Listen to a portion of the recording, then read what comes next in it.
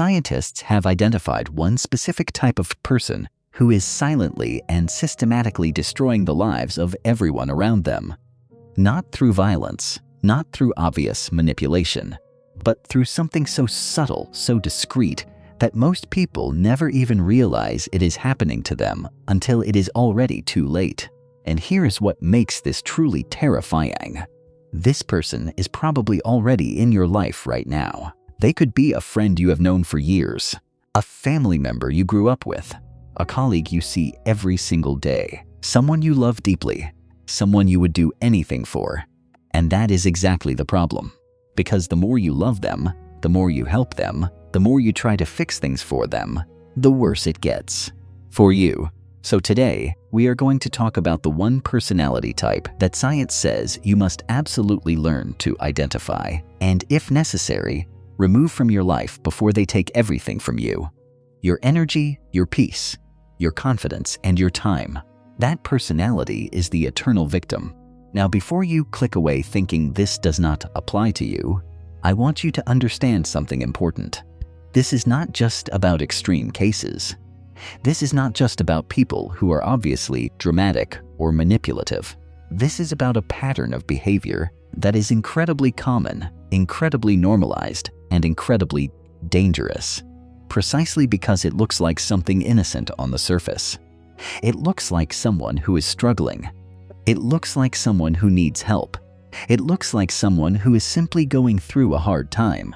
And because it looks that way, your natural response, your human response, is to help, to comfort, to reassure, to show up for them. But here is what nobody prepares you for. If you cannot recognize this personality for what it truly is, you will spend years of your life pouring your energy into a situation that will never improve. You will lose sleep over their problems. You will cancel your plans for them. You will feel guilty when you are not available. You will shrink yourself to make space for their suffering. And at the end of all of that, they will still have the same problems, and somehow you will feel like it is your fault. That is not friendship. That is not love. That is a trap. And today, you are going to learn exactly how to see it. The person I am talking about is not the aggressive one in the room. It is not the one who is obviously toxic or loud or cruel. In fact, it is almost the opposite. The eternal victim is the one who is always suffering, always wronged, always misunderstood. Nothing is ever their fault. Every bad thing that happens to them is caused by someone else, by circumstances, by bad luck, by the cruelty of other people, by a universe that seems to have chosen them specifically to make their life difficult. They are never the problem. Everyone else is. And on the surface, this can generate a lot of sympathy. Because yes, sometimes life is genuinely hard. Sometimes people do get wronged. Sometimes bad luck is real. So how do you tell the difference between someone who is truly struggling and someone who has built their entire identity around being a victim? That is exactly what we are going to break down. And science has a lot to say about it.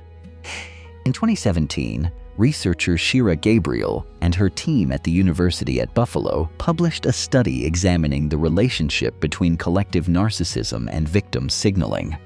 What they found was striking. People who consistently present themselves as victims are significantly more likely to score high on narcissism scales. Not the loud, arrogant kind of narcissism most people picture, but a covert form. A quiet, suffering narcissism that uses pain as currency. These individuals use their victimhood not to heal, but to attract attention, sympathy, and control over social situations. Their suffering is not a problem they want solved. It is a tool they have learned to use, often without even being fully conscious of it themselves. But it goes even deeper than that. In 2020, Dr.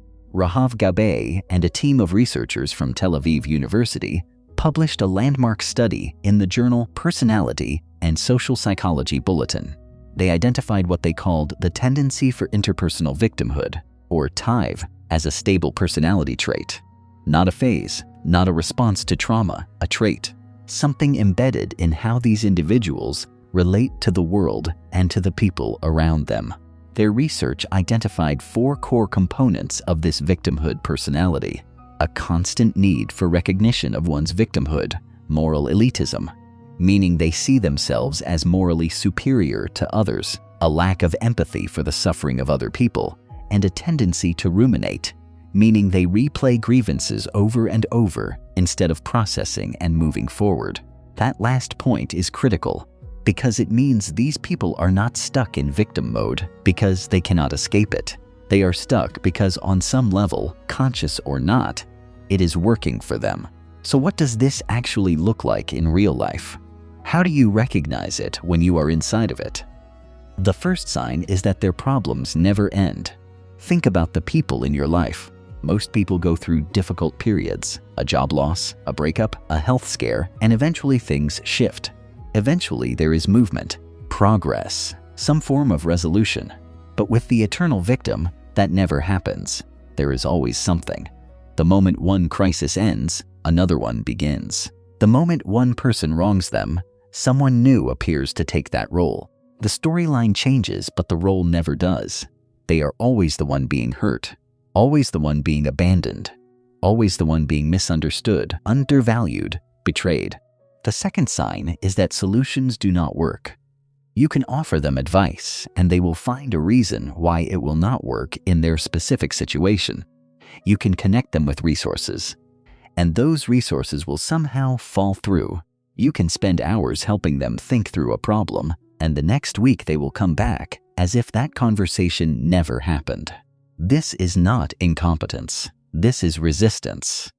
Because solving the problem would remove the suffering. And the suffering is what generates the attention they need. The third sign, and this one is important, is the way they make you feel after every interaction. Pay close attention to this. After spending time with them, do you feel energized?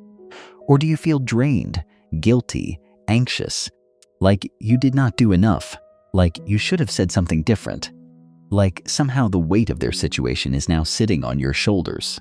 That feeling is not an accident. It is a transfer, and it happens every single time.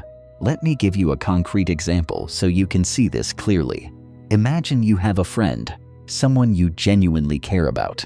Every time you see them, they tell you that nobody loves them, that they are not good enough, that everything always goes wrong for them, that life is unfair, and they are always the one who ends up alone, forgotten, overlooked. So you show up for them. You spend 3 hours on the phone reassuring them. You tell them they are loved. You list all the reasons why they are worthy. You remind them of every good thing in their life. You invest your entire evening into lifting them up, and for a moment it seems to work.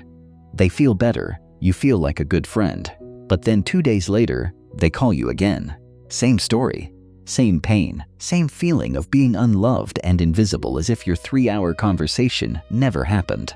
So you do it again and again and again. And slowly, without realizing it, you start organizing your life around their crisis. You stop making plans because they might need you. You feel guilty when you are happy because they are suffering.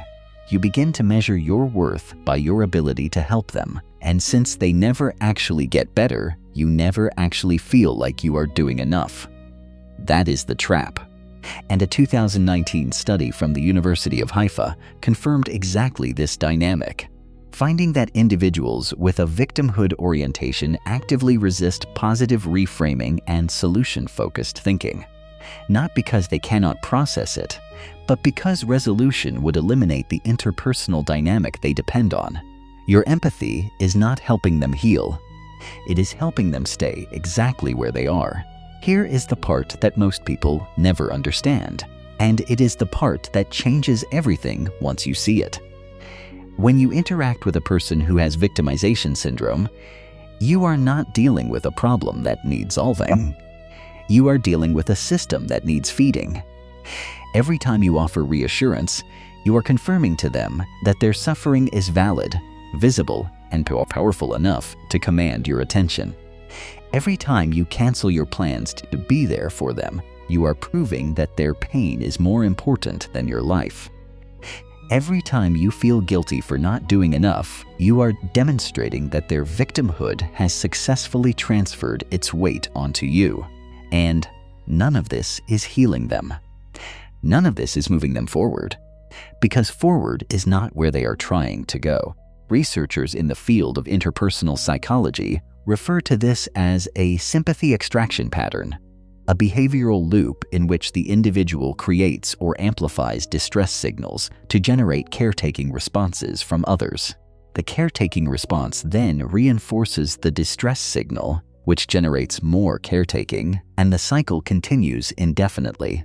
The cruelest part of this system is that the person caught inside it, the one doing the helping, the reassuring, the showing up, genuinely believes they are making a difference. They believe that if they just say the right thing, if they just give a little more, if they just find the right solution, something will finally shift. It will not because the situation is hopeless, but because the situation is not the point. There is a neurological dimension to this that makes it even harder to escape. When we help someone who appears to be suffering, our brains release oxytocin, the bonding hormone. We feel warmth, connection, purpose. Helping feels good. It is literally rewarding to our nervous system. This is beautiful in healthy relationships. But in a relationship with an eternal victim, it becomes a mechanism of control. Because you are being neurologically conditioned to associate their suffering with your own sense of meaning and purpose. The more they suffer, the more opportunities you have to help. The more you help, the better you feel, temporarily, until the suffering reappears and the cycle starts again. A 2021 paper published in Frontiers in Psychology noted that individuals in caretaking relationships with high victimhood personalities frequently report symptoms consistent with compassion fatigue, a form of emotional exhaustion that mirrors burnout, characterized by feelings of hopelessness, detachment, and a reduced ability to empathize over time. In other words, their victimhood does not just cost you energy in the moment. Over time, it costs you your capacity to feel empathy at all. It makes you a less compassionate person, not because you chose that, but because you were depleted. Now, I want to be clear about something, because this is where most people get confused. Recognizing someone as having a victimhood personality does not mean their pain is not real. It does not mean they have never suffered. In many cases, these individuals have experienced genuine trauma, genuine loss, genuine hardship. Their pain has a real origin, but at some point, and this is the critical distinction, a person can choose, consciously or not, to make their pain into their identity, to stop being someone who experienced hard things and become someone whose entire existence is defined by those hard things. And when that shift happens, no amount of external support can fix it, because the fix has to come from within. And as long as the victimhood identity is working, as long as it is generating attention, sympathy, and control, there is no internal motivation to change. The reframe is this: you are not responsible for their healing. You were never responsible for their healing. And every hour you spend trying to carry that responsibility is an hour you are not spending building your own life. They are not creating problems because life is uniquely cruel to them. They are creating problems because suffering is the only language they currently know how to use to connect with other people. That is a profound sadness, but it is not your burden to carry. So what do you actually do with this information? The first step is recognition, which you now have. You can see the pattern, you understand the system, and once you see it clearly, you cannot unsee it. The second step is to stop treating their symptoms and start protecting your own energy. This does not necessarily mean cutting people off immediately or brutally. It means adjusting your level of emotional investment. It means learning to listen without absorbing. It means recognizing when a conversation is moving in circles and giving yourself permission to step back. The third step is to redefine what it means to be a good person in this context. Because many people stay in these dynamics not because they are naive, but because they are kind. They genuinely believe that leaving or pulling back makes them a bad friend, a bad partner, a bad human being. But real kindness is not the same as unlimited availability. Real love does not require you to destroy yourself. Protecting your energy is not selfishness, it is survival. And it is the only way you remain capable of showing up for the people in your life who truly need you, including yourself. A healthy person will not punish you for having boundaries. An eternal victim will. And that reaction, that guilt trip, that sudden escalation of suffering the moment you step back, is itself the clearest confirmation that you are dealing with the pattern we described today. Science has confirmed what many people have felt but could never name. The eternal victim is not just a difficult person. They are a specific personality pattern with measurable psychological traits, documented behavioral loops, and real consequences for the people around them. Now you have the knowledge. You have the framework. You can see what was previously invisible. Use it wisely. Use it with compassion, for yourself first and then for others. I am going to continue breaking down personalities like this one. The ones that psychology and neuroscience have confirmed are quietly reshaping your reality without your permission. Covert narcissists, emotional manipulators, people who weaponize kindness, all of it backed by research, explained in a way that actually makes sense in real life. If you do not want to miss any of it, subscribe, because the most powerful thing you can do for your life is understand the people in it.